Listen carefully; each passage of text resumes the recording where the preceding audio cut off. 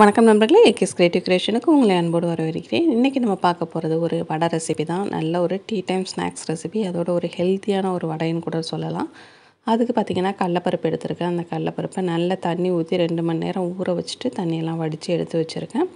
இப்போ ஒரு மிக்ஸி ஜாரில் ஒரு 5லேருந்து ஒரு 6 பல் போல் பூண்டு சேர்த்துட்டு 1 ஸ்பூன் அளவுக்கு சோம்பு சேர்த்துறேன்.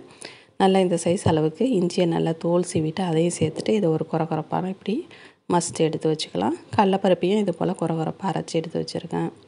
அதோட பார்த்திங்கன்னா கொஞ்சம் மிளகாத்தூளும் நம்ம அரைச்சி வச்சுருந்த இஞ்சி அந்த விழுதியும் சேர்த்துடலாம். இதோட தேவையான அளவுக்கு உப்பி சேர்த்துட்டேன். இதோட பெரிய வெங்காயம் பொடியாக நறுக்கினதையும் கட் பண்ணி உள்ளே சேர்த்துட்டு இதோடு நம்ம சேர்க்க போகிற இந்த இன்க்ரீடியன்ட் தான் பார்த்திங்கன்னா முக்கியமானது. அதாவது முளைக்கீரைன்னு சொல்லுவோம் இல்லைங்களா, அந்த கீரையை மட்டும் நல்லா ஆஞ்சி எடுத்துகிட்டு அதை நல்லா அலசிட்டு மண்ணெல்லாம் இல்லாமல் ஓரளவுக்கு இந்தளவுக்கு சேர்த்துங்க. இப்போ கீரை பருப்பு எல்லாமே நல்லா கலந்து வர போல் இது போல் மிக்ஸ் பண்ணிவிட்டு இதை போல் கைகளால் ஒரு தேவையான அளவுக்கு எந்த அளவுக்கு நமக்கு வடை ஷேப் வேணுமோ அந்தளவுக்கு மாவு எடுத்துகிட்டு இதை போல் கைகளில் உள்ளங்கையில் வச்சு இப்படி தட்டணும் அப்படின்னு சொன்னாக்கா நமக்கு வடையோட ஷேப் கரெக்டாக கிடச்சிரும். அந்த ஓரங்களை லைட்டாக அப்படி ப்ரெஸ் கொடுத்து அந்த ஷேப்பை கொண்டு வந்துடுங்க.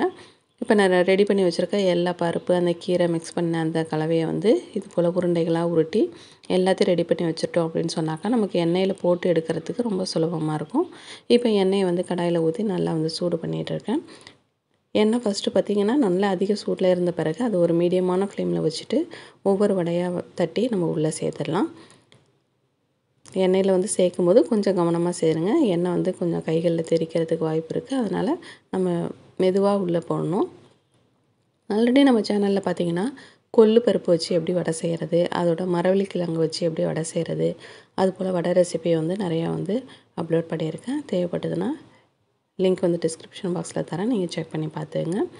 இப்போ ஒரு பக்கம் வடை நல்லா கோல்டன் ப்ரௌனாக நல்லா முருகி வந்த பிறகு அதை இன்னொரு பக்கம் நல்லா திருப்பி விட்டு அதையும் வேக வச்சுருங்க. குறிப்பாக வடை வேகும்போது ஒரு மீடியமான ஃப்ளேம்லேயே ஸ்டவ்வை வச்சு வேக வச்சிங்கன்னா தான் அந்த கீரை பருப்பு எல்லாம் நல்லா வெந்து நமக்கு நல்ல ஒரு கிறிஸ்பியான மேல்பாகம் நல்லா கிறிஸ்பியாக வரும். நல்லா சுட சுட ஒரு காஃபியோட இந்த ஈவினிங் இந்த வடை 2 வச்சு கொடுத்தீங்க அப்படின்னு சொன்னாக்கா எல்லாருமே ரொம்ப விரும்பி சாப்பிடுவாங்க. ரொம்ப சத்தான ரெசிபி தான். ஏன்னா நம்ம பருப்பு சேர்த்துருக்கோம், அதில் கீரை சேர்த்துருக்கோம். அதனால் உடலுக்கு எந்த கெடுதலும் தரக்கூடிய பொருட்கள் நம்ம சேர்க்கல. இப்போ நமக்கு வடை ரெடி ஆகிடுச்சு. கண்டிப்பாக வீடியோ பிடிச்சிருக்குன்னு பிடிச்சிருந்தால் லைக் பண்ணுங்கள், ஷேர் பண்ணுங்கள். முக்கியமாக கமெண்ட் செக்ஷனில் கமெண்ட் பண்ணுங்கள். வேறு ஒரு இன்ட்ரெஸ்டிங்கான வீடியோட உங்களை மீண்டும் சந்திக்கிறேன். வணக்கம்.